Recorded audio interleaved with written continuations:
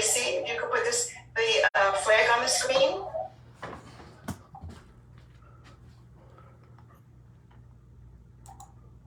Our pledge is going to be followed by a moment of silence for the passing of Florence Fidel, a very long-time member and executive vice president of our club, and she will be greatly missed. Leading our pledge this evening is State Senator Lori Berman. Lori? Thank you so much. Good evening, everyone. Please join me in the pledge. I pledge allegiance to the flag of the United States of America and to the republic for which it stands, one nation, under God, indivisible, with liberty and justice for all. Please join me now in a moment of silence. We had the opportunity Joan and I had the opportunity today to be at Flo's funeral, and she will very much be missed. So I ask all of you to please join me in a moment of silence in honor, in memory of Flo Fidel.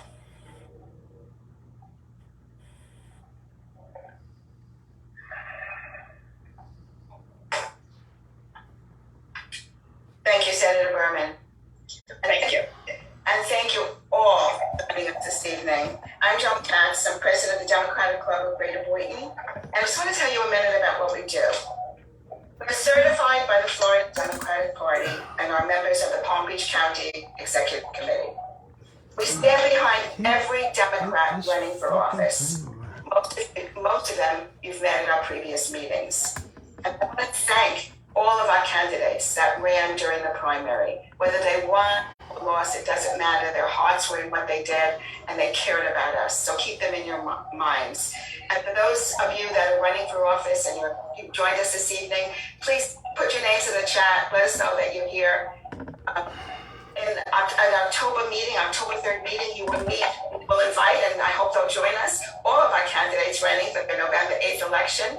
And we also have working on a very special guest that I cannot announce now, but stay tuned for our emails and you'll find out who it might be. Our club also provides educational material so that you will know how to vote, when to vote, and the changes in voting laws that have been forced upon us by the Republicans currently in office. We provide volunteer opportunities so that you can do your part in voter registration, phone banking, texting, canvassing, and many other options. We are working hard to elect Democrats up and down the ballot by empowering grassroots activists, mobilizing voters, and organizing zones, precincts, and neighborhood teams. There are over 30 clubs and caucuses throughout Palm Beach County. Some of the presidents are with us tonight, and if you want to find out about some of them, please go on to the Palm Beach County PBC DemocraticParty.org website. There you will not only find out about all the clubs and caucuses in Palm Beach County, but also you'll find out about how you can volunteer and every bit of information you need to know about what you can do to help and what is going on within Palm Beach County Democratic Party. Our club provides voter registration and phone banking training on a small scale for a small number of people at a time, and that seems to have been working very, very well. So we have 5 to 10 people at any one class, and we can do it. We have somebody, Rob is doing that around the county for anybody that's interested in joining in. Please reach out to us at boyntondems.org. Send us a note, send us an email, and let us know. We will get back to you. It's something that we will be doing up until election day and including election day. So you can spend 1 hour a week, 2 hours a week, whatever you want to do, you can help us. We need your help desperately.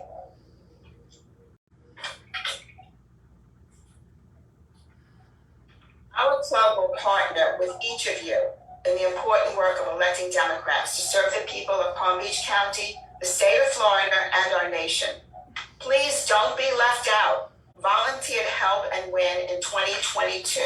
And now to talk more about that, I'd like to introduce an incomparable Palm Beach County Democratic Chair, Terry Rizzo. Terry? Thank you, Joni, and thank you, and hello to 341 people out there on this call. This is absolutely phenomenal. Thank you all for joining us tonight for this very, very special evening. I am extremely excited to be with all of you tonight. Joan, I'd like to thank you and the Democratic Club of Greater Boynton, which is one of our most effective and most active clubs in Palm Beach County, and not just here in Palm Beach County, but in the state as well. So I want to thank you for all that all of you do each and every day, not just during election years, but all the time. So thank you so much, Joan.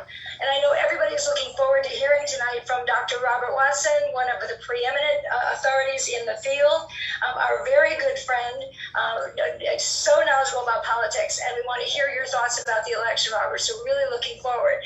So with that in mind, I'm going to be mindful of the 3 B's that speakers are taught, right? Be brief, be good, and be gone. So I'm going to be as quick as I can and make a few just really important points for everybody. And important point number 1 is there are now just 57 days until November 8th. We are 57 days out from what is the most consequential election of our lifetime, certainly.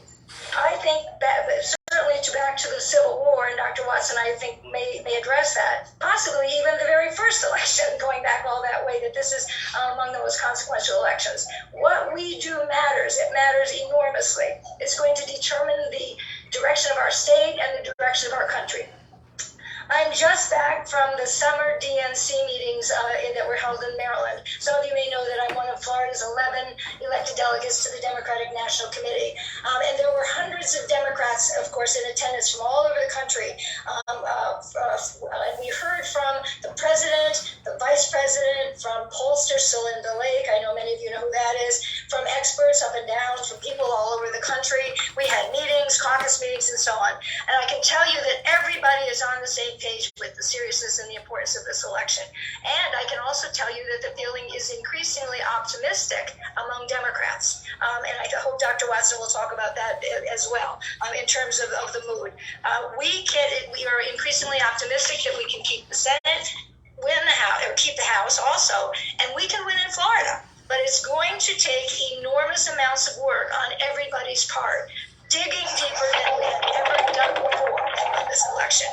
Now, we know we're going to win in Palm Beach County, and that's not being smug. That's being realistic. We have the votes here in Palm Beach County. Democrats have roughly 400,000, 399,000 Democrats to 288,000 Republicans, and 310,000 NPAs.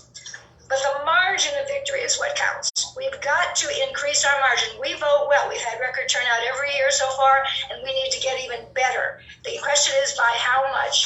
We had a great turnout in the primary. We beat the Republicans. We had 32.7%, which was the same as our record turnout in 2018. But we got to do even better for the general. So I'm here to ask each and every one of you to dig deeper than you've ever dug before. We need to provide a huge margin out of Palm Beach County for Val Demings, for Charlie Crist and Carla Hernandez, the lieutenant governor candidate. By the way, isn't she a great candidate for lieutenant governor? For all of our cabinet nominees, for our Palm Beach County candidates, we can pick up seats here in Palm Beach County and help decrease the horrible Republican margin in Tallahassee. We need to defend our Democrats here in the county on the county commission and Marcia Andrews for the school board, because we know the Republicans are coming after school board members. So once again, I'm asking each and every one of you to work like you've never worked before. Canvassing, phone banking at the office, phone banking at home, registering voters through to October 11th, which is the last day, so we need to get as many as we can. Working on our NPA project, our No Party Affiliate project, to get Dem-leaning NPAs out to vote, because their votes are going to matter like crazy. Poll watching during Election Day. Giving money, of course. Whatever you can do, dig deep. Please dig deep. And one last thing, we have our most exciting night of the year coming up on October 15th, which is our Truman Kennedy Johnson Gala, when we will have Val Demings, Charlie Crist, and the entire cabinet, all of our Palm Beach County candidates, and Governor Phil Murphy of New Jersey, who just won his own re-election last year, and who is the new chair of the Democratic Governors Association. Governor Murphy changed his schedule so he could join us for this, because he knows how critical Florida is and how critical Palm Beach County is to Florida. So he's coming in and going out in the same day just to be with us, because he knows. I hope many of you will be with us as well. and I hope I'll see many of you volunteering and in our various capacities. Go to our website at pbcdemocraticparty.org and sign up, or go to Mobilize. Please dig deep. This is our year, and we must win big. We don't want to wake up on November 9th, and I know this is a cliche, but it's true. We don't want to wake up on November 9th feeling like we felt in 2016. We want to wake up like we did in 2020 when Joe Biden became president of the United States. We want to have that again in Florida, and elect a Democratic governor, and elect a Democratic senator, and Democrats up and down the ballot. We don't want to regret not making one more door knock or one more call. We want to do everything we can. So I thank you all for all you're doing and will do to take us through this election. Please volunteer at pbcdemocraticparty.org. And with that, that's it. I'm as brief as I can be, and I'm going to turn it back to you, Joan, and Dr. Watson. Really looking forward to hearing what you have to say. Chair Terry Rizzo, thank you very much. Please take her words to heart. If you think that every vote doesn't count, it does. And whatever you can do will be sincerely appreciated. I want to introduce a few people. Recording in progress. A few people that work 7 days a week to help out the Democratic Party and that are here this evening. And that firstly is our incredible Zoom team, Anna Cristina Costa, Brian Dees, Rob Gorman. And of course, our Executive Vice President and Programming Chair, Harry Rauscher, Vice Presidents Karen Abzug, Bernice Sklar, Dr. Harold Davis, Treasurer Mark Lefkoff, Secretary Joan Paley, and our directors Larry Chayet, Phyllis Simon, Brian Dees, Joel Davidson, Rob Gorman, Dr. Alina Newman, and Communications Committee Chair Marcia Stein. Please join this team in any way that you possibly can with anything that you can do. And I'm going to turn this meeting over to Harry Rauscher. Harry, please introduce Dr. Watson. Thank you. Thank you, President Joan. Dr. Watson, I just wanted to inform you that you broke a record this year. The one you set last year, you broke this year. Hopefully we can get it every year breaking like this. Good evening, my fellow Democrats. It is my distinct pleasure to introduce tonight's guest speaker, Dr. Robert Watson. He is a historian, author, professor, news analyst, and community leader. He is an award-winning author who has published over 40 books and 200 scholarly articles and essays on topics in political, military, and social history, as well as 2 multi-editions, multi-volume encyclopedia sets on the presidents and the first ladies. Dr. Watson is a frequent media commentator and has been interviewed thousands and thousands of times by news outlets around the world. He is a recipient of many awards to the contributions to the study of the presidency, election, commentary, community service, civic programs, and efforts to combat anti-Semitism and civility. He has also won the campus-wide service, research, and Professor of the Year awards several times at both Florida Atlantic University and Lynn University. Dr. Watson has been honored by many organizations, including the Democratic Club of Greater Boynton, for his contributions to our club and to all democratic causes. So, without further ado, I am pleased and proud to introduce our guest speaker, Dr. Robert Watson. Thank you, Harry. So first off, Harry and Joan, thank you for the invitation to be here. And to my good friends, Terry Rizzo and Senator Lori Berman, we're blessed to have you in leadership roles in our party, in our county, in our state. I always feel good about knowing that folks of your caliber and integrity and skill are helping to lead our party. I'm delighted to be here. Harry, I suspect we broke the record because Monday nights are slow in Palm Beach County. How much mahjong can anybody play? And of course, we're sitting on a touchstone election in American history. So I don't know how anybody cannot get out. No one can be on the sidelines in this election. As Terry was saying earlier, I couldn't agree more. What's on the ballot this November is more than the names of some Democratic and Republican nominees for the respective offices. What is on the ballot this November, and it's not cliche, and this time it truly is the case. What is on the ballot is the future of our republic, the future of democracy. the future of the rule of law and the future of constitutional authority in the threat of growing fascism, hate, incivility, attacks again, and the list goes on. So that is what's on the ballot this November. Let me share my screen. And while I'm doing that, I'll also say to Terry, I like your bees. I don't know that I'll be good. I usually am not. I certainly won't be brief. But at some point tonight, I'll be gone. So thank you for the list of your bees, Terry. Okay, so democracy at a crossroads. And again, that's not just a cliche, it's truly the case. Let's start off by taking a look at the prognosis and prognostications for the midterm election. So a midterm, of course, as we know, is an election when the president is not on the ballot. There are several norms, several trends that virtually always occur in midterm elections, to the point where in textbooks these are considered basically American political truisms. A number of scholars who study elections and midterms find that these are, virtually always the case. And the first one you're all probably aware of, and it's not good news for the Democrats, and that is this, that the party that holds the White House always loses seats in a midterm election. So the one thing Democrats are running against this November is the course of history. There have only been a handful of elections in the past 120 years where the party that has the White House does not get, to borrow Barack Obama's term, shellacked in the midterm election.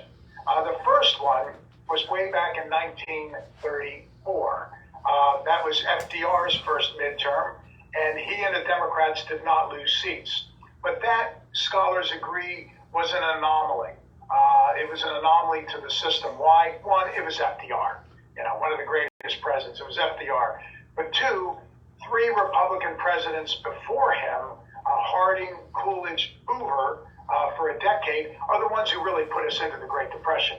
The Republican Party, not unlike today's Republican Party, was saying no to and voting against almost every measure to help suffering Americans during the Great Depression. Meanwhile, FDR, even 2 years into his presidency, was already on fire in terms of trying to save capitalism and turn the ship of state around. His first 100 days remain the standard that all elected officials aspire to, when he passed several major bills to promote everything from rural electrification to jobs programs. His bank holiday, closing the banks but brilliantly calling it a holiday so as to not panic the public or markets, then flooding the banks with money, reopening it so they were solvent. Just a remarkable agenda. In 1934, during that midterm, he'd already begun planning and was 1 year away from announcing Social Security. We were creating the WPA, the Works Progress Administration, the CCC, the Civilian Conservation Corps, the TVA, the Tennessee Valley Authority, and a number of programs that were putting Americans to work. The statistics are there. What we've seen lately, a lot of things from the Republicans, but one of them, including from our own governor, is a war on history. We know we've been engaged in a war on facts and a war on truth, but now there's a war on history whereby conservatives are trying to suggest that FDR didn't do anything to help get us out of the Great Depression, which is just harebrained. The statistics are there from the time he took office in 1933. If you look at the unemployment rate, jobs numbers, the stock market, any measure, things got better year after year after year, with one exception. In 1937, there was a mini recession, and then the trend continued. So really 11 out of his 12 years as president. So that's one truism. The Democrats are running against history. The second midterm election, where the party in the White House did not lose seats, was 1998. That was Bill Clinton's second midterm. Now, the rule is, of course, apologies for that. There we go. The rule is basically this. The party in power in the White House always loses seats in a midterm, but they lose even more seats in year 6. So if you're a 2-term president, even popular people like Eisenhower You lose Reagan. You lose seats in year 6 of your second term. So Bill Clinton is in year 6, so we were expecting him to really get shellacked, but the Democrats did not lose seats. Why? Because of Republican overreach and hypocrisy. That was over the Lewinsky scandal. Now, I'm not forgiving Bill Clinton for the scandal, but they basically shut down government for 2 years. The cost of the Starr report, $44 million, everybody, taxpayer money.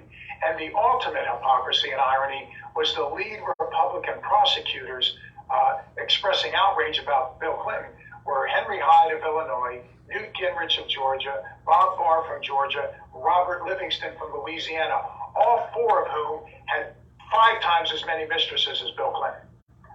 So the hypocrisy was just too much. Had the Republicans done nothing in 1998, they would have picked up seats. But their overreach, and that's something that I've been looking toward for this November.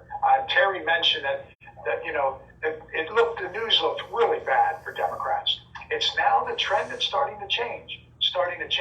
And I've been looking back to 1998 because as bad as things look for the Democrats, the Republican hypocrisy and overreach, whether it's Trump trying to steal boxes and boxes and boxes of top secret national security documents, then lying about it, and his party laughing it off. This is national security, everyone. Or whether it's January 6th, or whether it's Roe v. Wade, whether it's any number of decisions overturning that half century of legal precedent. That's the kind of overreach. The third midterm election, when the party in office did not lose seats, was 2002, and that was George W. Bush's first midterm. Even though he was limping along anemically in his first year in office, 9/11 happened. 9/11 happened. And history shows us that, no one wants to change horse in midstream. When the United States is attacked, there's a war or a national security threat, we tend to circle the wagons. So not surprisingly, in 2002, 1 year out from 9/11, the country circled its wagons and did not punish George W. Bush or his party. Of course, just before that 2002 midterm, Bush he claimed liberated, I say invaded Iraq.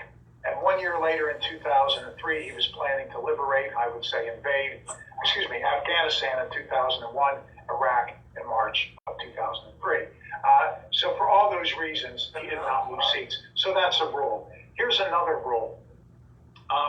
The more positive a campaign, in terms of its tone, the issues, the debates, the commercials, the more positive, Democrats are more likely to win. The more negative tone, debates, ads, Republicans are more likely to win.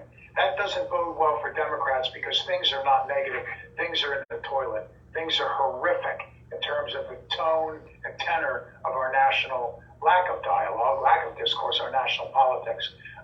So that bodes poorly for the Democrats as well. Why is this? I'm not a psychologist, but scholars who study this effect. Democrats tend to be motivated by positive messages. The party's changing this. It's expanding healthcare. It's expanding minimum wage. It's enfranchising women. It's going to bat for the disadvantaged. Democrats tend to come out with that message. Republicans like the negative. It's us versus them. They're horrible. They're liberals. Don't do this. Think of the Republican Party, everybody. It's essentially an anti-party. They're against women. They're against the African-American community. They're against the gay community. They're against the Jewish community. They're against clean air. They're against clean water. They're against the Endangered Species Act. They're against facts. They're against science. They don't believe in evolution. They don't believe in climate change. The only thing they're for is guns. In an important midterm that's this negative, the more negative the election, the more it benefits Republicans, the more positive it benefits Democrats. There's also another disturbing trend that's been emerging. If you look at Democratic turnout nationally, it tends to be its lowest in a midterm election when the Democrats have the White House. If you look at Republican turnout over the last several elections, Republican turnout tends to be the highest in a midterm when Democrats have the White House. So those are three trends that are virtually textbook truisms that is working against the Democrats. So this could be challenging. Let me move on. Here we go. Whoops. There we go. All right, so the 117th Congress, as we all know, and as Terry alluded to earlier, the Senate's 50-50. The alarming news is despite what the Republicans have been doing the last several years, doing fiddling, while, 750,000 Americans died of COVID. Mitch McConnell and the Republicans sitting on multiple bills for 6 months that would have provided support for small businesses going under, a PPE for hospitals and first responders. Look at what they've gotten away with. And yet there's 50 Republicans in the Senate and only 48 Democrats. Fortunately, Mr. King, Mr. Sanders from Maine and Vermont both caucus. That's an American Indian term meaning a gathering. They caucus with the Dems. So it's 50-50. Now, when the Senate's 50-50, whichever party has the White House, because they have the vice presidency, they have the majority. So Harris, as the vice president, gets to cast the tiebreaker and, in a ceremonial sense, preside over the Senate. So right now it's 50-50. It can't get any tighter, everybody. The House of Representatives, we have a narrow 8-seat margin, 219 to 211. Wow, that's amazing to think about. Again, what the Republicans have done these last several years, and applaud, laugh, and stand behind and enable Trump in 4 years of gutting alliances, ignoring the Constitution, attacks on the rule of law, and yet the party has not been punished in the elections. So there's 5 vacancies. 2 Republicans died in office, 1 resigned, and 2 Democrats resigned. Charlie Crist and Delgado, he's from New York. So it's tight. It's virtually 50-50, which means, as I know Senator Berman and Terry and Joan and Harry always say, literally every vote matters, everyone. Every seat matters, every vote matters. This thing is 50-50, it's tight. I put together this, one of the challenges in doing this when Joan and Harry asked me to do this, I actually put a PowerPoint together that had about 75 slides because there's 75 issues to talk about. And I thought, what am I going to talk about? I can't go for 6 weeks because one of Terry's B's is be brief. So I narrowed it down to just a couple issues. So I had a list of about 20 pros and cons for the Dems, so I boiled it down to 5. Bad news for the Democrats, I already spoke about the first thing on your screen, the history of midterm elections. And those 3 truisms, all this works against the Democrats. Number 2, Republican voter trends, I just mentioned that. In a midterm, when the Dems have the White House, Democratic turnout tends to be down, Republican turnout high. Biden's numbers are not good. His average approval is 38%. Now, it's trending up, as Terry was mentioning earlier. It's trending up, which is important right now in this critical fall. But a truism is if the president is under 40%, his party gets punished at the polls. If a president's of under 45, it's tough. So Biden's poll numbers have been low. We saw that with Trump, who had historically low numbers. His party was punished in his midterm. Moreover, not only is Biden's approval low, but his disapproval is high, which means we need to get the word out. We need to do a better job getting the word out. Number 1, and I'm going to talk about this in a moment, Donald Trump's executive orders were without precedent in American history. I'll send it to Joan and Harry so they can distribute it, but I tracked and kept a list of all of Trump's executive orders. Jaw-dropping, shocking, appalling. The most criminal executive orders we've ever seen. Biden has overturned most of them within his first few months. That alone, for that fact alone, I'm supporting Joe Biden. He overturned a lot of disastrous Trump policies that we'll talk about in just a moment. Joe Biden has gotten some of the first true, anti-pandemic measures passed. He's gotten the first serious measures on combating global climate change passed. He's expanding healthcare issues. And for people that have various terminal and expensive diseases and can't afford medicines, he's capping this. Insulin, issues like this, it's bankrupting families. It's capped. So Biden has gotten a lot more done than he's getting credit for, and we need to get the word out. I think one of the biggest challenges facing Democrats, I put it number 4, Afghanistan, gas prices, and inflation. Yes, gas prices are high. They're trending down. But they're still high. Inflation is problematic. Now, in a world that just went through COVID, Russia's invasion of the Ukraine, supply chain glitches, all around the world, they're facing this. I just got back I spent the month of June in Europe, 10 countries, and our gas prices are cheap compared to what you saw there. The shortages there were exponentially worse than what we're facing. Afghanistan. Yes, I favored getting out of Afghanistan. We were there 2 decades, thousands of lives, wounded, lost, billions and billions of dollars spent training, equipping, and preparing the Afghans. After 2 decades, how much longer should we have been? 2 more decades? But it wasn't that. It was the way we got out. Things went sideways. And of course, as Harry Truman said, the buck stops here, and Biden and the Dems were blamed for it. Never mind that Bush tripped us and colossally wrecked our entry into Afghanistan, but the buck stayed with Biden. The Senate, by that I'm talking about Mitch McConnell and Joe Manchin, have basically killed Biden's agenda. There's 100% Republican votes against everything Biden has tried to do, even measures to create jobs and support Americans through this difficult time to try to combat inflation. So that's the bad news. What's the good news? Here's one. In the Senate, again, it's 50-50, and every seat matters, as Terry said. There's 21 Republican seats being defended, but only 14 Dems.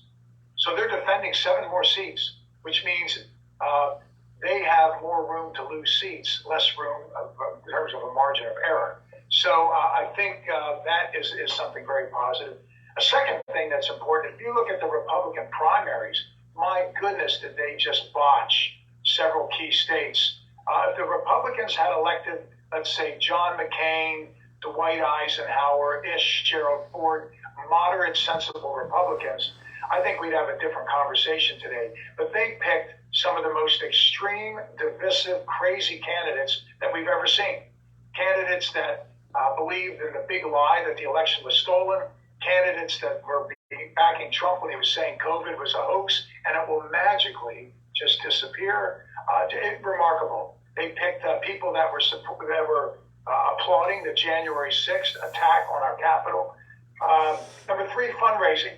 Democrats have been raising money in some races where we didn't expect the Democrats to raise money, so kudos to Democratic leaders for that. Number 4, Trump's giving us a gift every day, his crimes and his scandals. Take, for example, the Mar-a-Lago national security documents. Every day there's a new development, and it gets worse and worse. I talk to friends of mine, and I say, can you believe, what's going on with these documents? The next day I call again, and I say, did you read the latest? Then the next day, This is shocking. This is unprecedented. And of course, the Roe decision.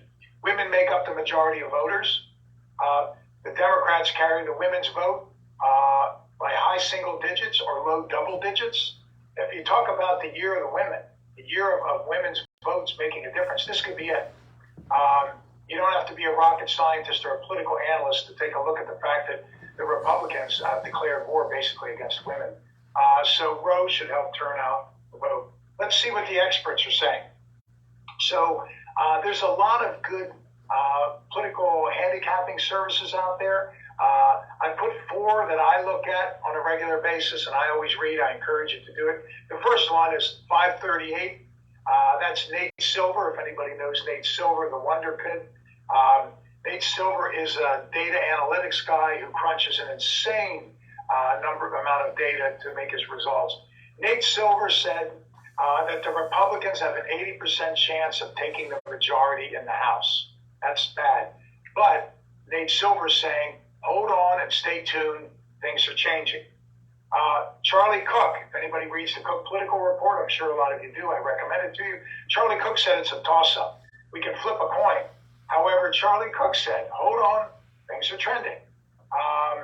Politico said it leans Republican right now. Republicans will probably pick up the House by about the same slim majority that the Democrats that we now have. That's what Politico said. But Politico must have heard Terry because they're saying, hold on, change is afoot. And Larry Sabato. His crystal ball, the famous political analyst at the University of Virginia, Larry Sabato, said the Republicans will take the House, but he too now is starting to downgrade some of his predictions. So things are changing. In the Senate, Nate Silver at 538 says the Dems have an 80% chance that we will hold the majority. That's good news, 80%. And he's saying it'll stay 50-50 or it'll be 51-49. That's what he's saying. Charlie Cook says it's a toss-up again, flip a coin in the Senate. Could end up 50-50. If it does, that's good. That advantages us. I'd like to get more seats. Politico said the Senate could lean Republican, and they were calling for a 51-49 Republican majority, which is what Larry Sabato at the University of Virginia said. But all of them said, hold on, it's trending. You know, I can't remember. Well, let me say this. Another one of those political truisms that's in every textbook is about 60 days out from the election, you see a slight tightening. Then 30 days out, you see it tighten a wee bit more. So when you're looking at these numbers and polls, qualify it, that you need to stay on top of it. But not only a tightening, but I can't remember a time when it's absolutely changing. So it's trending for the Dems. Key states, key targets. There's 435 members in the House, but experts that study the House say that of the 435 members of the House, there's really only 30 or so seats that are competitive. Why? The other 400 plus are so safely and shamefully gerrymandered.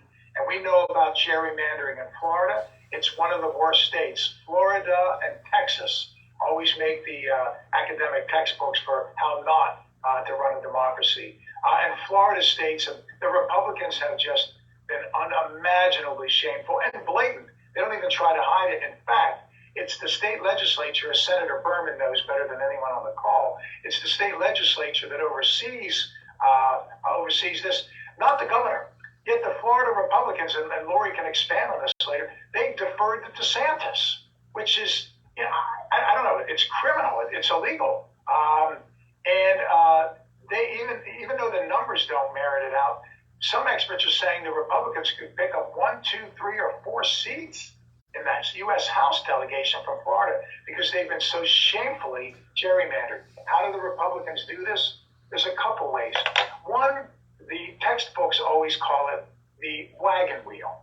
So let's take a district. Here's your wagon wheel, a district, a city. Let's take Montgomery in Alabama, the capital of Alabama, in central Alabama. It has a very large black population.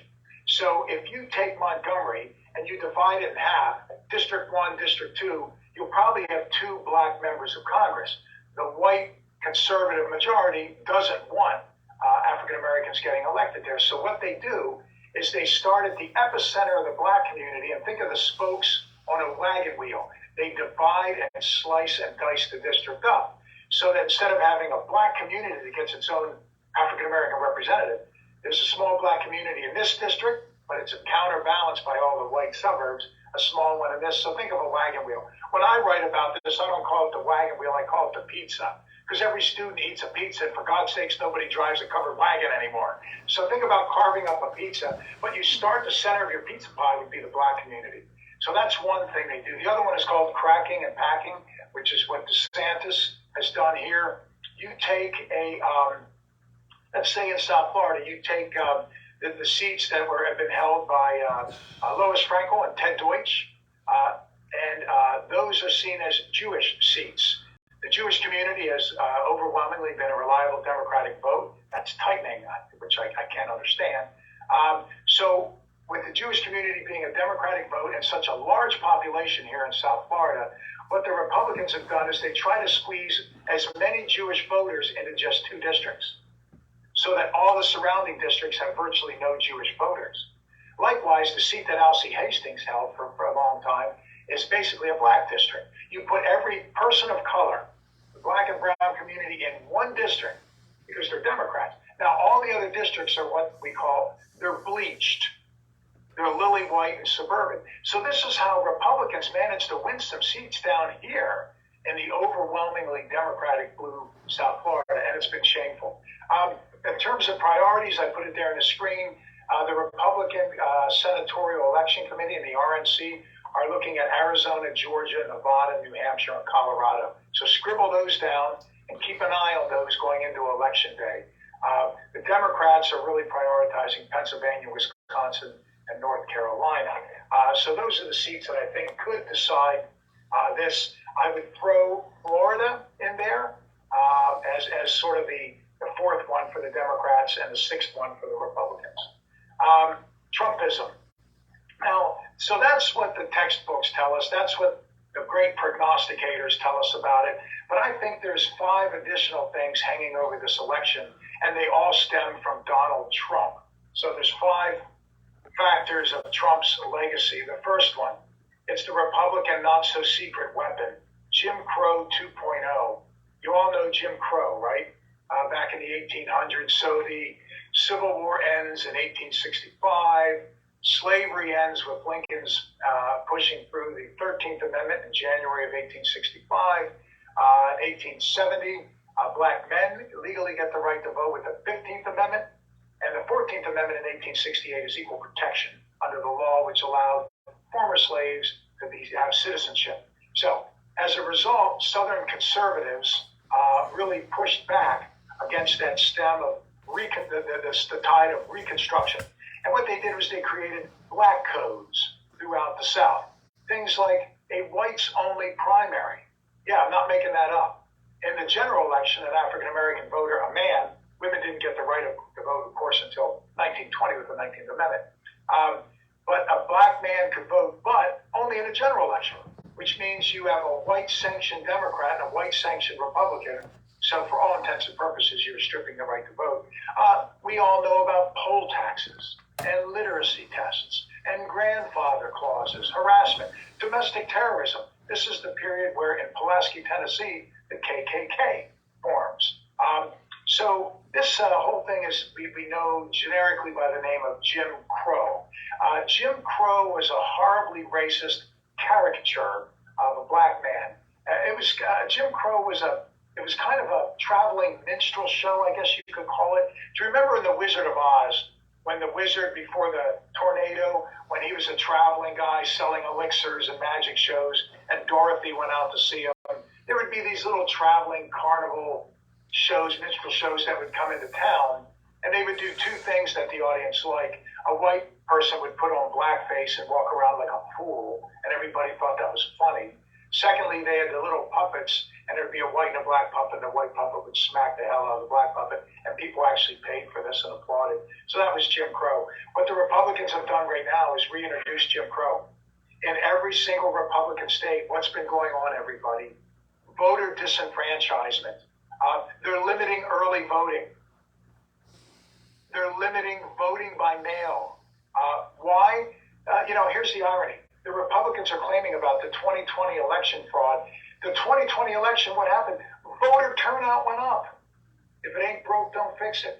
You're more likely to get struck by lightning than find a case of true voter fraud. Remember, Trump and company brought dozens and dozens of lawsuits forward and couldn't point to a single case of serious voter fraud that the courts would recognize. So they're limiting early votes. They're limiting vote by mail, which suppresses votes. Why would they try to suppress votes? Here's another truism. Let's add it to the list.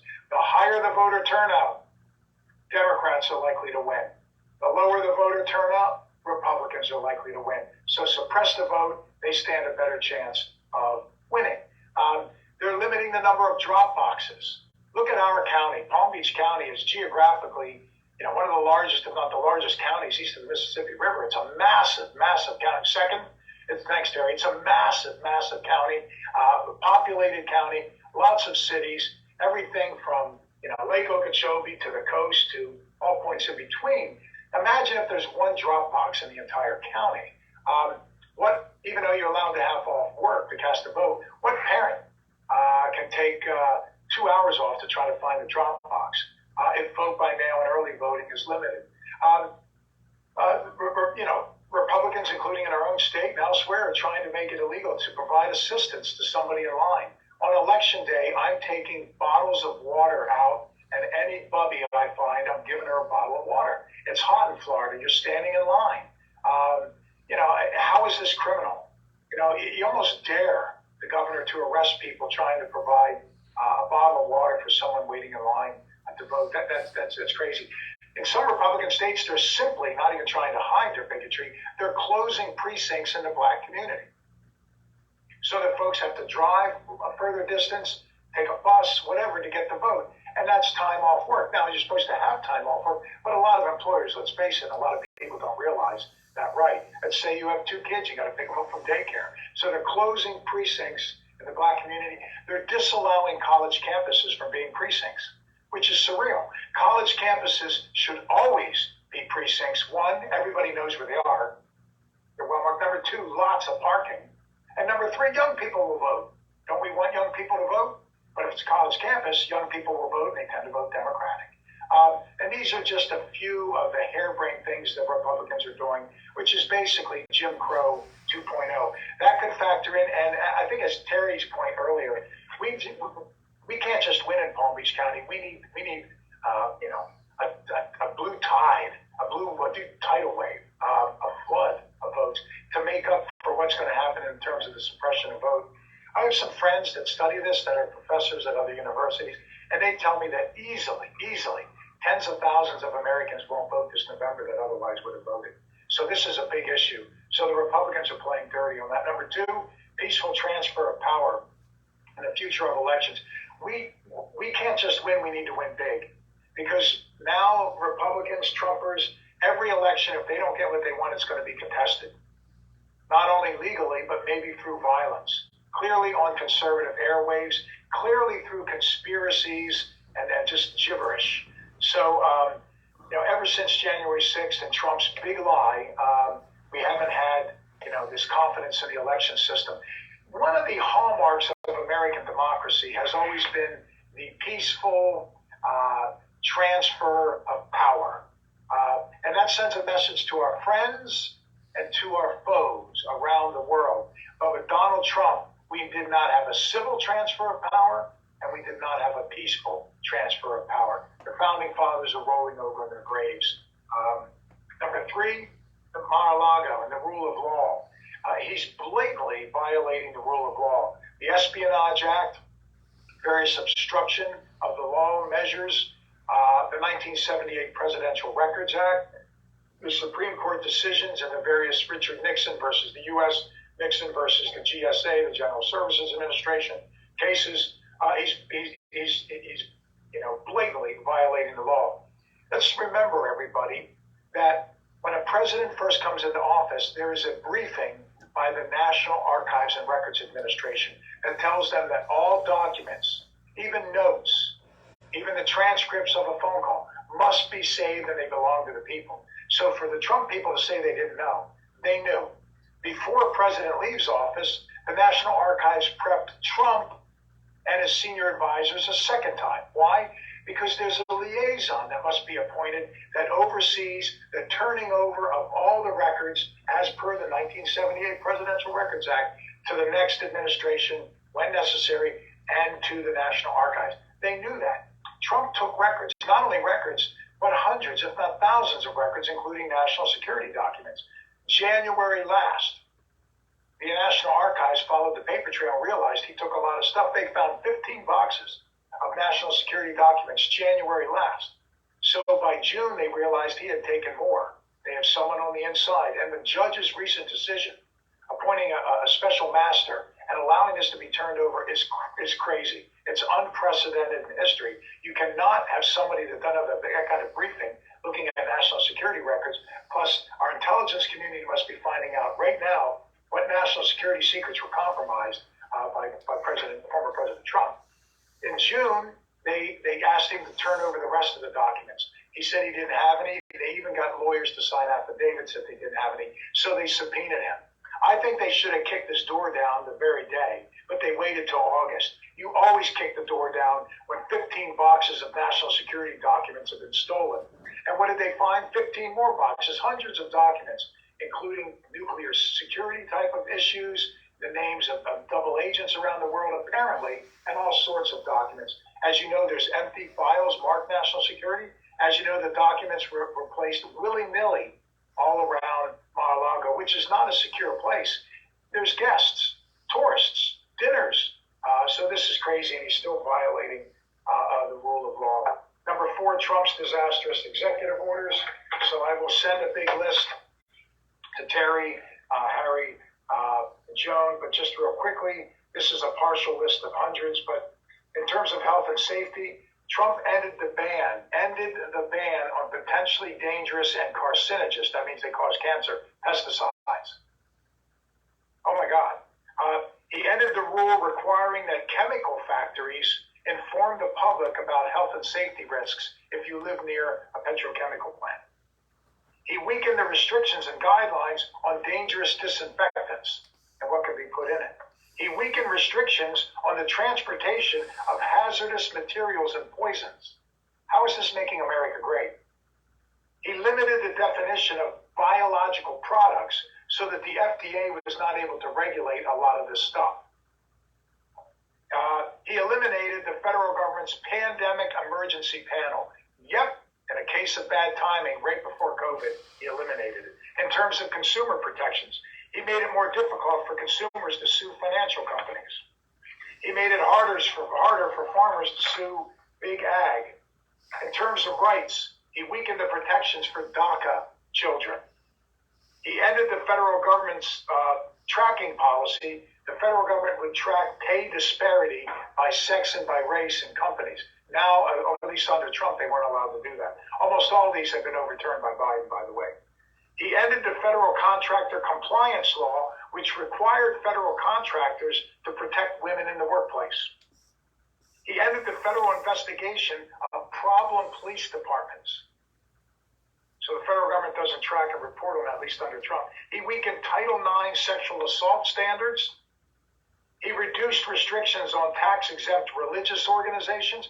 Now they can pursue partisan politics. He weakened disability rights and accommodation standards on college campuses. How is this making America great? I wonder how many folks with a child with a disability voted for him. In terms of ethics, he ended federal contractors' requirement that they must disclose past violation of laws. He ended the oil and gas companies' requirement to report payments to foreign governments. He limited protections for whistleblowers, auditors, and inspectors general. He ended the rule that required all visitors to the White House must be logged in and the records kept. Makes you wonder. In terms of the environment, he ended the ban on oil drilling in the Arctic, and he allowed the construction of roads to sensitive natural areas. He ended the Clean Power Plan to reduce greenhouse emissions from power plants. He ended the federal government's ability to regulate and study smog. He weakened limits on methane emissions on public lands. He allowed dumping mining waste into streams and rivers in the area around a mine. He weakened the enforcement of the Endangered Species Act. He weakened the enforcement of the Clean Air Act. He weakened the enforcement of the Clean Water Act. The reason why I'm giving these, everybody, is when you talk to people that said Trump made America great again, why vote for Biden? Why not vote for Republicans this fall? Mention these. This is just a partial list. In terms of health care, he limited the Obamacare mandate that birth control be covered in health care plans. Add that to the overturning of Roe, everybody. He ended healthy standards for school lunch programs. In terms of guns, he expanded hunting on federal lands and in national wildlife refuges. He ended the ban on hunting bears and wolves in national wildlife refuges. He permitted hunting from planes and helicopters in federal lands. Remember Sarah Palin was doing that in Alaska? He ended the restrictions on gun sales to the mentally ill. And it goes on. One last one I put. The White House under Obama had a bike sharing station outside of the White House. If anybody saw it, he ordered that taken down. Why not do bike sharing outside of the White House? And number 5, originalism. This is something I really wanted to talk about. Originalism, sometimes called textualism, everybody. Senator Berman's a lawyer. She knows about all this stuff. Also called strict constructionism. So there's a question of how do we view the Constitution? We didn't really start perpetuating this notion of originalism until the 1980s, when Reagan was in office and Ralph Reed, the Moral Majority, Jerry Falwell started attacking our laws. They needed an excuse, so they came up with originalism. So conservatives are now using originalism, including these 5 members of SCOTUS that you're looking on. Democrats and normal people and wise people look at the Constitution's implied powers and so on. Now, here's the problem. Originalism states, in a nutshell, that if it's not in the original document or the original debate during the hot, humid summer of 1787, then it doesn't exist. So abortion was not a right given in 1787. Abortion was not something that existed then. Of course, the answer is yes, it did. Abortion has existed since 1787 BCE. In fact, none other than the greatest American ever to live, that would be Ben Franklin. You thought I was going to say Truman, didn't you? Ben Franklin, in his Poor Richard's Almanac and all of his writings, and this was the best-selling publication of its time. You all know Ben Franklin's Poor Richard's Almanac. A penny saved is what? A penny earned. Early to bed, early to rise makes a man healthy, wealthy, and wise, right? He who lies down with dogs gets up with fleas, right? Guests and fish smell after 3 days, right? So Ben Franklin's advice, guess what advice he gave people? He told women how to have an abortion. Abortion's been around. Now, if it didn't exist as a right in 1787, when the framers were in Philadelphia, what do we do now about seatbelt laws, traffic lights, space travel, launching satellites? What do we do about mapping the human genome? What do we do about, right? I mean, nothing was around. Here's the irony. These conservatives, and Amy Coney Barrett is probably the biggest originalist ever. She literally says if it didn't exist in 1787, it doesn't exist. And I can't wait to meet her to tell her that she needs to resign because women were not allowed to appear in court in 1787. They couldn't speak in court, so step down. And I'll say the same to Clarence Thomas because African Americans couldn't. Here's the irony. They cite the framers. I'm not a lawyer, but I've spent 31 years as a professor and several years as a grad student reading the framers. I've read the Federalist Papers. I know what they say. Hamilton wrote 51, Madison wrote 29, John Jay wrote 5 before he got sick. They helped New York ratify the Constitution. If you read the Federalist Papers, you read the notes, the copious notes from the framers. It's clear they intended the Constitution, everybody, to be a living, breathing, timeless document. It's not a static document frozen in the year 1787, which is what Republicans would have you believe. No, here's the irony. They cite the original framers. The framers were not originalists. The originalists were not originalists. No, they all wanted the Constitution to be a living, breathing, timeless document. When they signed the Constitution, September 17, 1787, that was Constitution Day, the last one to speak before signing was Ben Franklin. And he told them all, let us all doubt our own infallibility. Let us have trust in future generations. The Constitution is as good as it's going to get. We need them to interpret it, understand it, and make it a living, breathing document with the passage of time. Why else would they have allowed for amendments, Amy Coney Barrett? Of course you have amendments. What do we do about the 13th, 14th, and 15th? Do we return to slavery? What about the 19th? The women not get the vote? It's surreal, that kind of mindset. The Constitution was not ever intended to be frozen in time, and that became apparent right away. George Washington is our first president. As soon as he's in office, he has 2 quandaries. He has an Indian treaty, and secondly, he has a bill on finance. We didn't have a national currency, we didn't have a national bank, we were in debt, and Washington doesn't know what to do about this financial plan and about an Indian treaty. And he gets his right-hand man, as the Broadway musical tells us, which would be Alexander Hamilton. Musical's coming back to the Broward Center for the Performing Arts, by the way. And Washington says to Hamilton, I looked in the Constitution, it doesn't tell me what to do about the treaty. You can't turn to page 3 and it says sign the treaty. And Hamilton says that's because that's the way it was designed. The Constitution is not an end result, as originalists would have you believe. It's not a static, frozen document. It's not an end, it's a means. It's a means to a greater ends. Think of it as guardrails. For example, when my kids were little, they loved to go bowling. I suck at bowling. So I always had to put those bumper rails up on the side, you know what I mean? And I tell the kids it's for them, it was actually for me. So the Constitution is a means to a greater end, a more perfect union, I guess you could say. It's an evolving, living, breathing, eternal document. So Hamilton, in one night, you know, with a quill, pen, parchment, and octopus thing, in one night writes this voluminous brief that says that we're supposed to debate the Constitution the way they debated in Philadelphia. And there's implied powers, and we should decide what's best with the Constitution as our guide, but not a fixed static government. And Washington said, okay, it looks like I can sign the treaty and sign the financial plan. So even George Washington, Hamilton, John Jay, the great John Marshall, these are the, Jay and Marshall are the fathers of the Supreme Court. Even they said this. So just be aware of that, given the fact that the kind of hooey and nonsense that they've been doing. For example, how do you define executive power? That's the debate over Trump right now with the document. It's not static. It's supposed to be evolving. How do you define the establishment of religion? Due process, commerce, a natural-born citizen.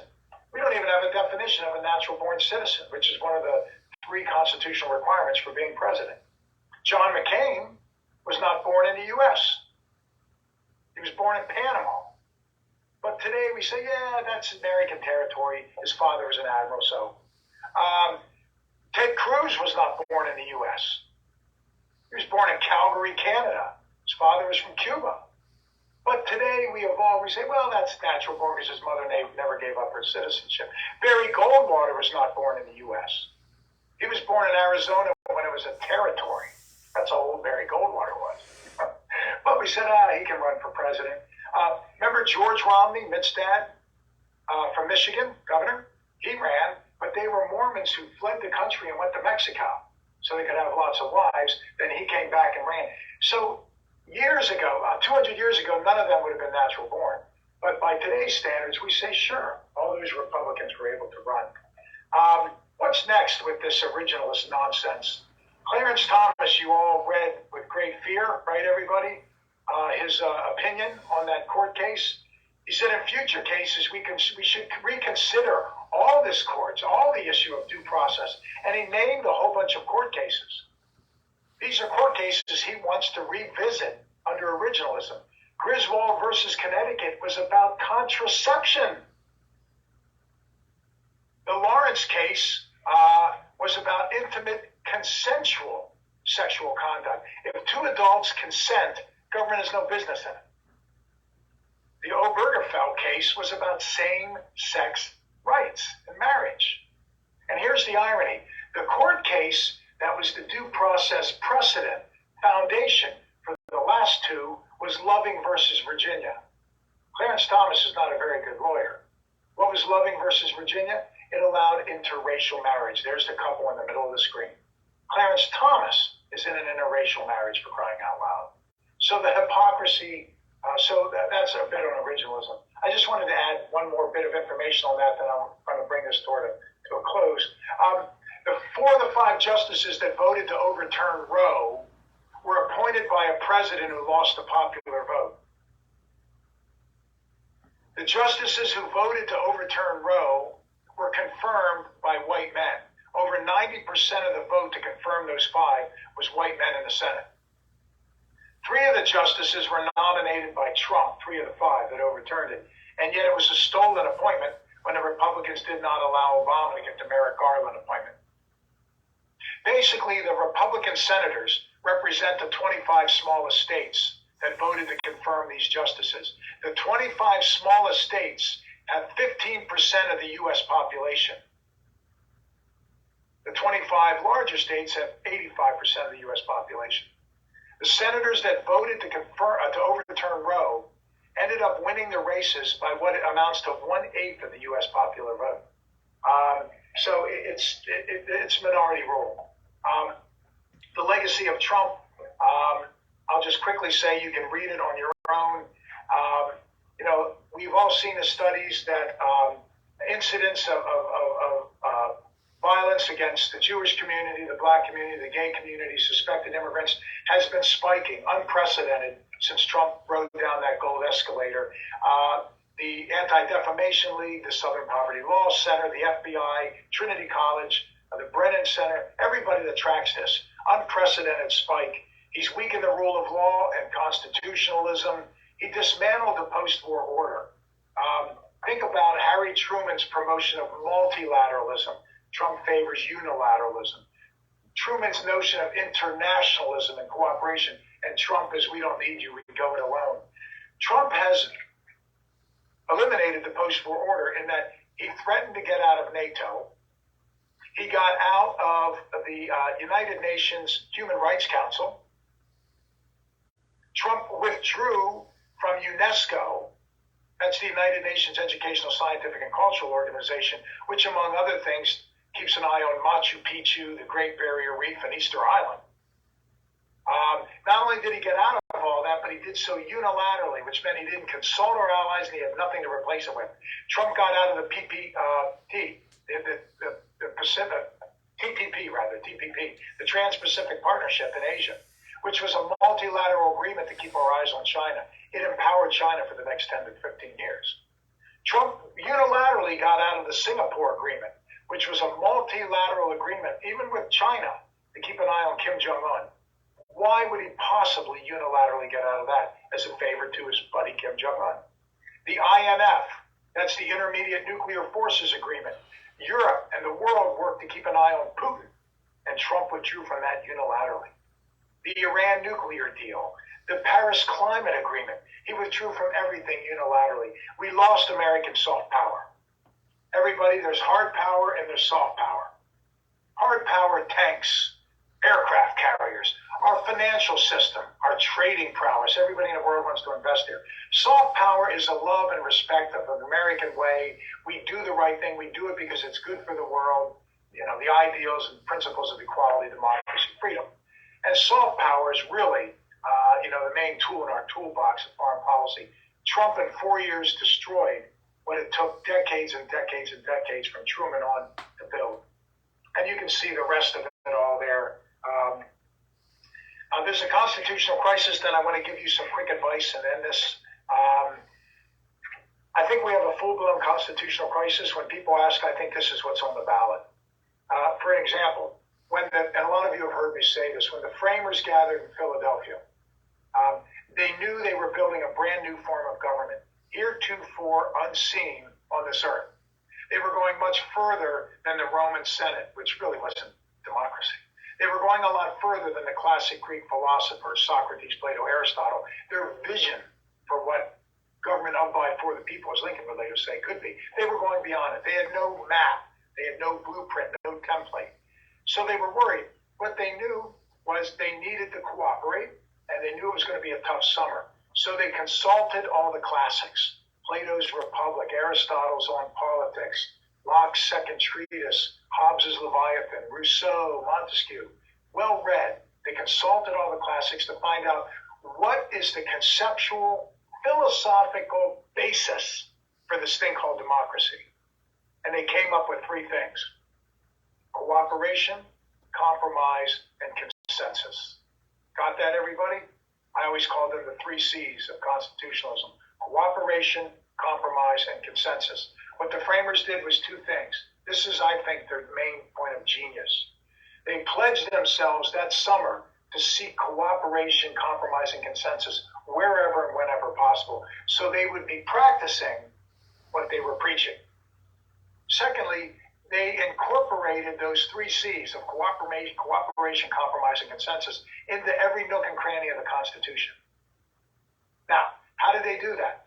This may seem counterintuitive, but they did it through the checks and balances. So I teach that the Constitution on campus for my whole 31-year career, the Constitution is, and Lori, maybe you had this in law school, I always taught that it was an invitation to struggle. Think of it this way: House against the Senate, Congress against the presidents, courts against everyone, feds against the states. The president can sign a treaty, but it has to be ratified by the Senate. He can nominate someone for the court or a cabinet, but it has to be confirmed. The president can veto, can override. The Constitution is filled with road bumps and blocks and hurdles. It's an invitation to struggle. How the heck does that promote good government? Here's the genius. The framers knew that in a document where it forces us to butt heads, what's the only way to move forward, everybody? Cooperation, compromise, and consensus. That was the framers' fail-safe. Well, we've lost that. Marco Rubio, Ted Cruz, Rick Scott, they would never cooperate or compromise on anything. So I think we have a full-blown constitutional crisis. Let me end with giving some advice, and those are the points I wanted to make. Harry and Joan asked to give some advice. Ask Harry, Joan, Terry, and Lori, but here's what I had. Framing, you've all heard me talk about it. I believe the Democrats have the better policies, but the Republicans have better marketing. They've been able to get millions of Americans to vote against their own self-interest. Poor Americans without health care are thumping their chest voting against getting health care. Poor Americans with kids in failing school are voting against funding for schools. I don't understand it. We used to say politics is about self-interest. No, it's not.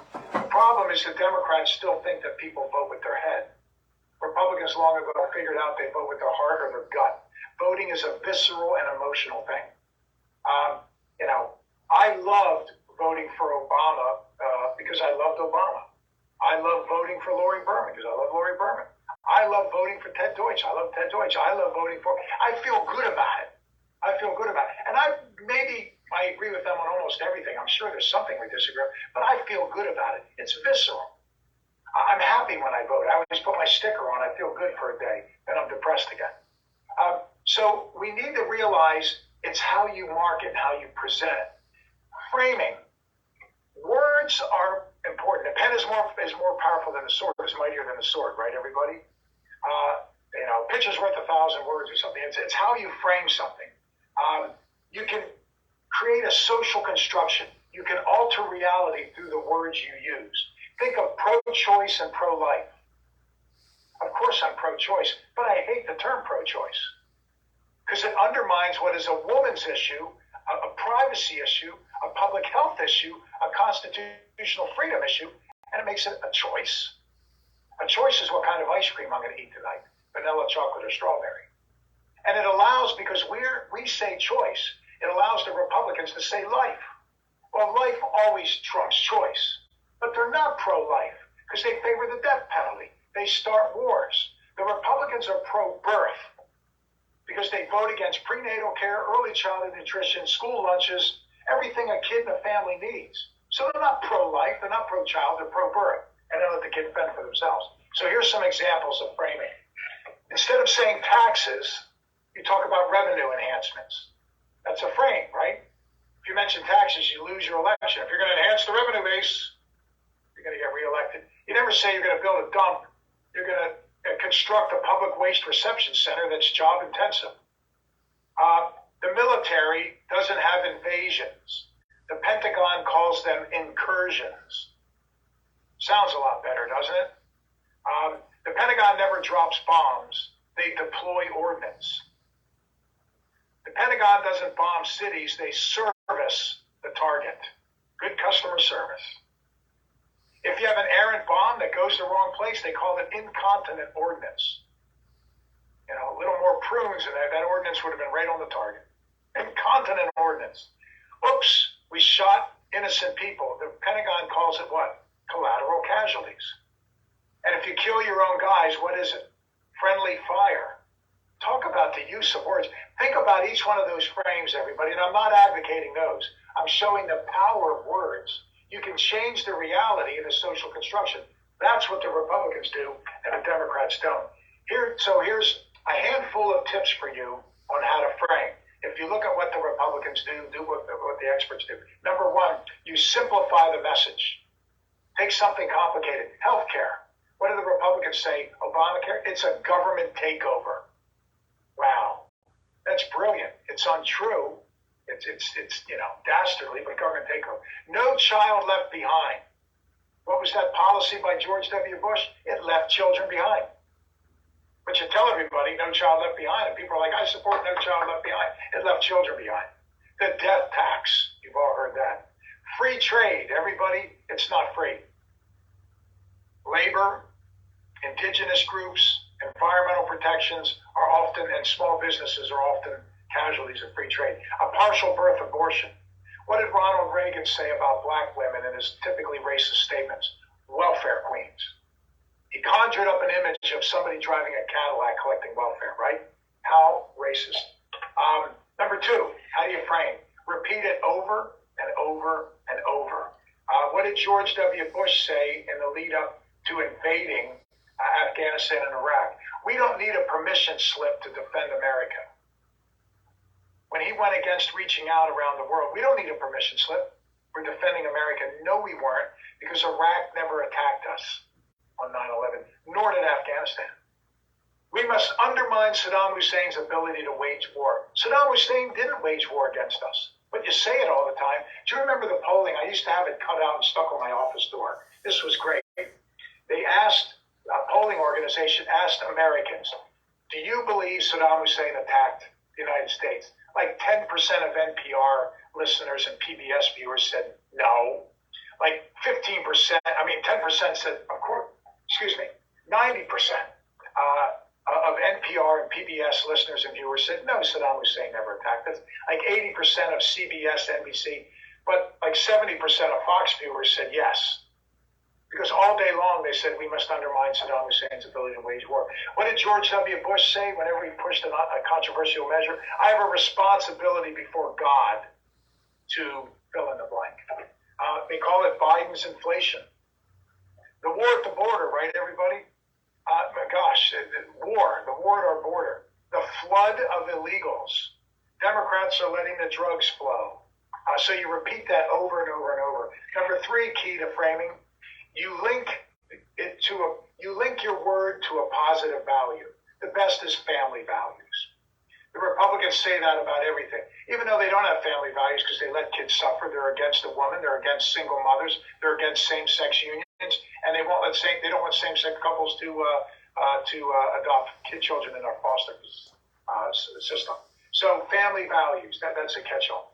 The Save Our Marriages Act. Remember that? Co-sponsored by Bob Barr from Georgia, who was on his third marriage. It was basically gay bashing, but you call it Save Our Marriage. The Tea Party.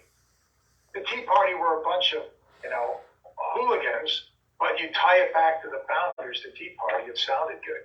Compassionate conservatism. I think these days it's an oxymoron, but you link it to compassion. You link compassion. Liberals have we have the corner on empathy and compassion and humanity. I have moral clarity. How many times have you heard Republicans say that? Yeah, but it doesn't mean you're right. The Patriot Act. You're either with us or you're against us. Pro-life. So you link abortion to positive value. Appeal to fear. You remember Sarah Palin and Fox when Obama was pushing Obamacare? They said he's going to have death panels. You remember that? They're going to put people to death. 8 years later, there were no death panels, but people were still yelling at me. What about the death panels? I'm like, there are none. Cash for caskets. That's what they call it. I mean, it's just insanity. The axis of evil. The loaded gun, right? But all these things are scary. The Republicans scare the hell out of people. We can fight them over there, or we can fight them over here. You're not going to fight Saddam Hussein over here. Socialized medicine. Economic terrorism. Biden weaponized the Department of Justice. That's what Fox is saying all day now. He weaponized DOJ. If the FBI can raid a president, imagine what they can do to you. The president just raided another president. Come on. The mushroom cloud is imminent. All those are fear-mongering, blame-mongering, scapegoating. Number 5, key to framing. The best defense is what, everybody? A good offense. Rather than defend your sexism, your racism, your homophobia, your anti-Semitism, your bigotry, and your do-nothing, you go on the offensive, so you don't have to defend. How many times have you heard Trump and other Republicans now say, third world, fill in the expletive? Oh my gosh. Tree huggers. I love the Lorax. Guilty. I'm a tree hugger, right? Rather hug trees than assault weapons. Pinheads and elites. I can't tell you how many times conservatives yell at me and call me a pinhead or an elite because I have a fact. The coalition of the willing. Biden is using government to persecute political opponents. The president controls declassification authority. There's a process. And the only thing correct about that statement, it's the sitting president who has part of the way, not the former president. And the last and sixth key to framing, you bamboozle people. George W. Bush pushed his Clear Skies initiative, which everybody said, it's great. You know what it was? It allowed for more air pollution. The EPA monitors particulate matters per million, ppm, of how much can be belched out of a big smokestack. Bush allowed more pollution and called it Clear Skies. George W. Bush's Healthy Forests Initiative, it allowed clear cutting and timbering in old growth virgin forests, which call it healthy forests. Got to make way for the younger trees. Wow. Intensive forest management. Sounds good. Depends how you define intensive. Overly mature tree harvest. They're cutting down 500-year-old hardwoods. Ronald Reagan used to talk about, we're not in a recession, we're just having negative economic growth. Yay! Negative economic growth, right? And my favorite ever was, you remember the U.S. invaded Grenada, what was that, 1982? To allegedly stop the Cuban and Russian attack on Grenada, of which there was none. Reagan's announcement when he got up, and I remember this and I quickly wrote it down, and I've subsequently looked it up a dozen times and put it in books and articles I write. He said that, what did we do this morning? He said, this morning we conducted a pre-dawn vertical insertion of an international peacekeeping force. We conducted a pre-dawn vertical insertion of an international peacekeeping force. What's that? We parachuted early in the morning and invaded a country, and there were a couple of inspectors from 2 other Caribbean islands with us. I mean, to me, a pre-dawn vertical insertion sounds fun. But it depends how you define all this. So those are the keys to framing. And I think what we need to do is we don't need to change our issues. We don't need to change our elected officials. We've got good elected officials. We have good issues. We have good policies. We just need to market them. And I apologize for being ridiculously long-winded. I'm sorry. Okay. Thank you, Terry and Lori and Joan and Harry. Thanks.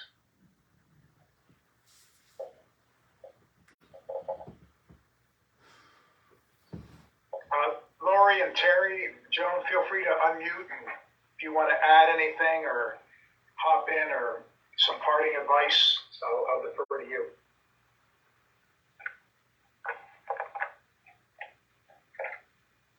Harry, I think you or Joan have to unmute him.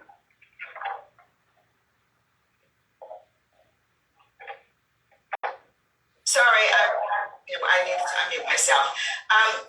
Dr. Watson, thank you so much for those words of wisdom.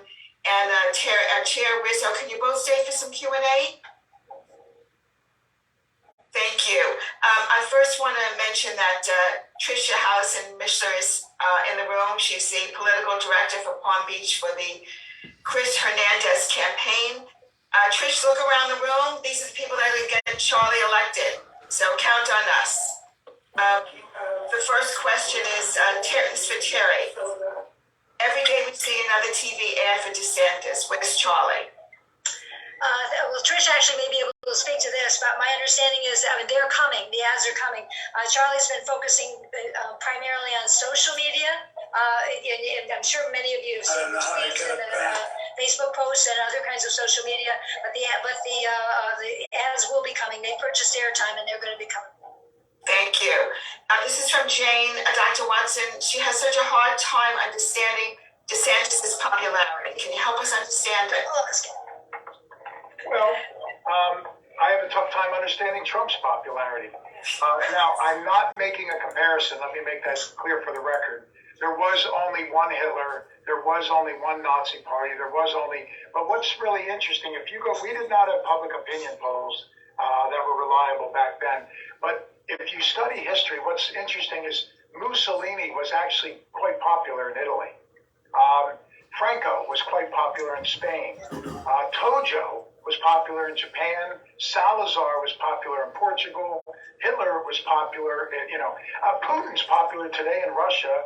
Stalin was popular in parts of Russia. I suppose if you could go back to Attila the Hun, he probably would have polled well. There's something distinct that's troubling about, people, and that is we're so easily duped by propaganda. If you want, as a professor, for example, if I want all my students to be there on time, sitting in the front row ready to learn, I shouldn't be nice to them. I should scare the hell out of them. If you're 5 minutes late, get the hell out of my class and you flunk. We'll all be there on time. People respond to fear-mongering, blame-mongering, scapegoating. Good gracious, take a 2,000-year history of the Jewish community and look at that. Look at what's been directed toward people. People still believe the most obby darn things. Fear is very powerful. It's easy to appeal to base-level views. And there's no way in a rational, civil society that DeSantis has attacked women, he's attacked African Americans, he's attacked Disney World, he's attacked gays, he's attacked the press, he's attacked everybody, as Trump has. And yet the base likes that. I remember I used to have that Sunday morning TV show on our NBC channel, WPTV5. And I remember after Trump made fun of a disabled reporter, you all remember that. I couldn't believe it. It was one of those you stay up all night long watching the coverage as Trump was flailing around. And I went on the show and I said, I think Trump's done. In the United States, in any decent society, you cannot make fun of someone because everybody has a family member, a friend, a lover, knows someone who's wrestling with some disability. This is just beyond, he's over. Trump went up 2 points in the polling. Conservatives love that he made fun of a disabled, and his entire party, including Lindsey Graham, they all defended him. They circled the wagons. With the Mar-a-Lago, if you've been following the polling, among registered Republicans, Trump went up 9 points with Mar-a-Lago. They like that he stole stuff and is digging in. It's inexplicable. You saw the conservative polling. It wasn't Quinnipiac. I'm just forgetting. The conservative polling on who was a better president, Trump or Lincoln. 55% of registered Republicans said Trump was a better president than Abraham. Oh my God. Now, I didn't know that. of course, yeah, 55%. Oh, wow. Now, of course, if Lincoln was alive today, he'd be a liberal Democrat. Remember, if you were a Republican in the 1800s, you'd be a Democrat today. The parties from 1901 to 1909 switched positions. So Jefferson, Jackson, they would be Republican today. Lincoln would be a liberal Democrat. No question, not even open discussion. But so there's not an obvious answer. It's irrational. And again, you go back to, I can't tell you how many times I'm pumping gas or going to Publix, and someone will come up and tell me to leave the country because my president, Obama, is a Muslim from, Kenya who's has death, squads. And I'm going, oh my gosh, what do you even say? So, there's a cultural tick. For example, I have some relatives. I grew up in a steel mill, place, steel in Pennsylvania, and most every male relative worked their whole lives in the steel mill. Nobody traveled. Nobody had a book in the house. There were guns and deer heads. So I knew I was getting out of Dodge. But their conservatism was not political or issue driven. If somebody who was Asian moved in next door, they're like, oh my gosh, the country's going to hell. Some Chinese guy moved in. I'm like, how do you know he's not Japanese? He's Chinese. And he moved in. You get the point? It's that cultural change. It's that anger. And Trump and DeSantis have been great at tapping into base level fears that are simply unfounded. But perception's reality. I apologize. There is no rational explanation, but we need to think irrationally. What does it say here? Deanna wants to know, we're all furious. How do we take that anger and channel it to create positive change and get others engaged? Terry and Lori and others talk about this all the time. Make phone calls, knock on doors, talk to friends, go on social media. It's free. You have a huge pulpit. Get out there, tell people. Use some of these frames. Come up with your own frames.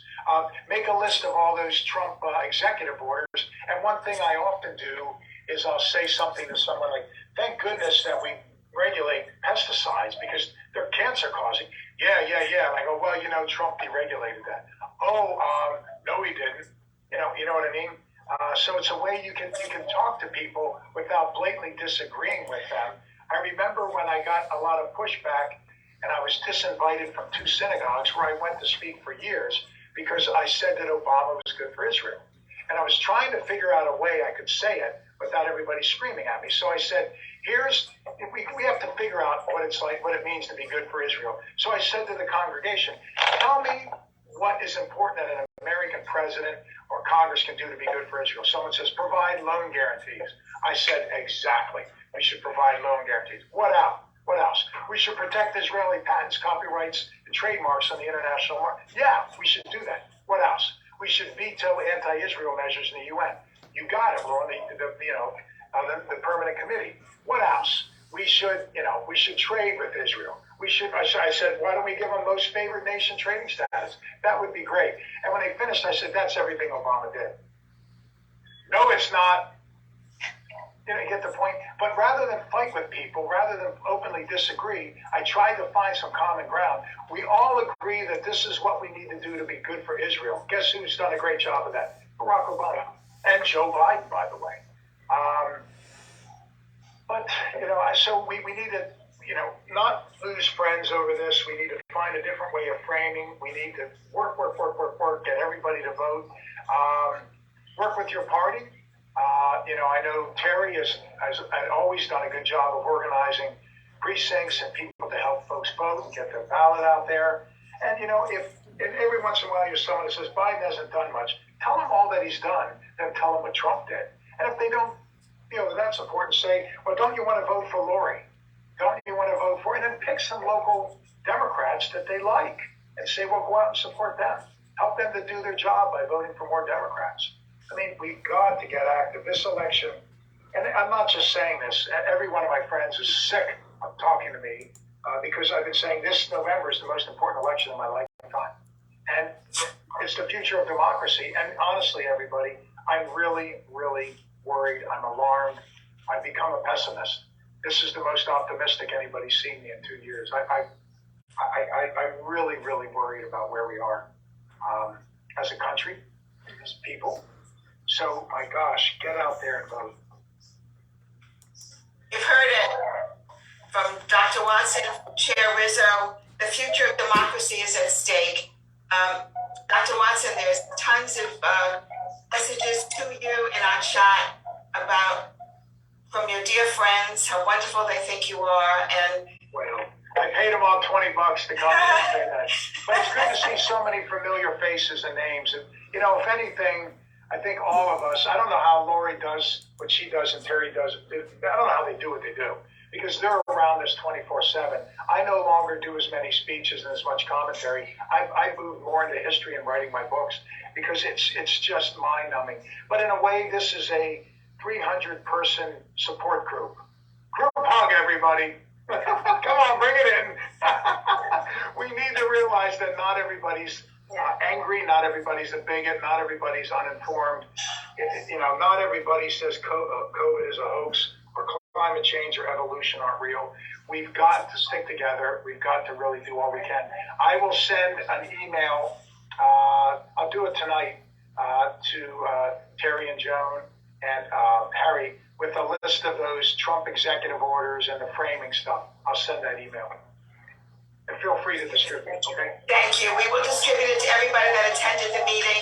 We do this all not because we hate, but because we love, and we love this country. Please help us get out there and volunteer. We can do this. Dr. Watson, Chair Rizzo, Lori Berman, Senator Berman, and everybody else that's here tonight. Thank you so much for joining us.